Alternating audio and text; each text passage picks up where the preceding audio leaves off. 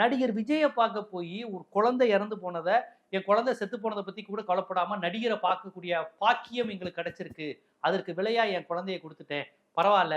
என் குழந்தை போனாலும் பரவால்ல. அந்த பாக்கியம் கிடைச்சிருச்சே, பக்கத்துல பார்த்துட்டோமே அப்படின்னு சொல்லக்கூடிய ஒரு சொர்ணகட்ட ஜனத்தடியா நம்ம வாழ்றோம்.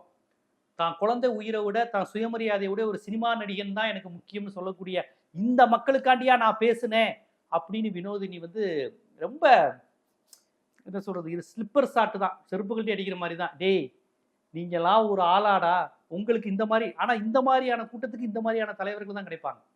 இவங்களுக்கு வந்து கர்ம வீரரோ, பகுத்தறிவு சிந்தனை கொண்டவங்களோ, சுயமரியாதை சிந்தனையாளர்களோ, இடஒதுக்கீடு போராளியோ, திராவிட இயக்க வரலாறு தெரிஞ்ச தலைவர்கள் இவங்களுக்கு தெரியாது. அந்த மாதிரி தலைவர் யாருன்னே இவங்களுக்கு புரியாது. நான் பேசின எந்த விஷயமும் இந்த கூட்டத்துக்கு புரியாது.